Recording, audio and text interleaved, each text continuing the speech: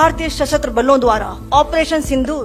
Sophia Qureshi ভারতের জন্য নিঃসন্দেহে গর্বের নাম। তিনি প্রথম মুসলিম নারী হয়ে অপারেশন সিঁদুরের সামরিক ব্রিফিং এর নেতৃত্ব দিয়েছেন। তার ঝুলিতে রয়েছে আরো অনেক সাফল্য। তবে সম্প্রতি মুসলিম হওয়ায় এক বিজেপি নেতার কাছে অপমান হতে হলো সোফিয়া কুরেশিকে। ঘটনা শুরু হয় যখন ভারতের মধ্যপ্রদেশের বিজেপির এক মন্ত্রী বিজয় শাহ একটি সভাতে সোফিয়া কুরেশিকে তার বক্তব্যের মাধ্যমে টেরোরিস্টদের বোন হিসেবে উল্লেখ করে। তিনি বলেন, ওরা হিন্দুদের কাপড় খুলে মেরেছিল আর মোদিজি তাদের বোনকে পাঠিয়েছেন তার জবাব দিতে।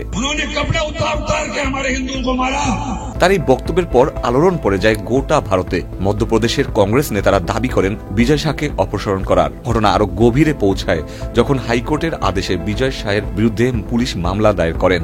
ইস্পাহানি বেকারি ফ্রেশ, স্বাদের আবেশে একটু আয়েশ। একটি কঠোর ভাষায় মন্তব্য করে আদালত বলেছে, সশস্ত্র বাহিনী সম্ভবত এই দেশে টিকে থাকা শেষ প্রতিষ্ঠান যারা সততা, পরিশ্রম, শৃঙ্খলা, ত্যাগ, নিঃস্বার্থতা, চরিত্র, সম্মান ও অদম্য সাহসের প্রতীক। তাদেরকেই লক্ষ্যবস্তু করেছেন বিজয় শাহ। তিনি কর্নেল সোফিয়া কুরেশির বিরুদ্ধে নর্দমার ভাষা ব্যবহার করেছেন।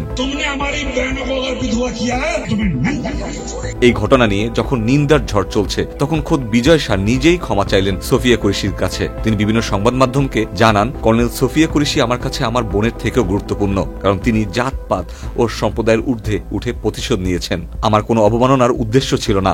তবুও যদি কারো খারাপ লেগে থাকে, আমি একবার নয় 10 বার ক্ষমা চাইছি।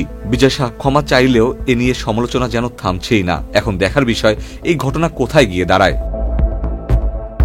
Ikhtiyar Ferdous, channel I.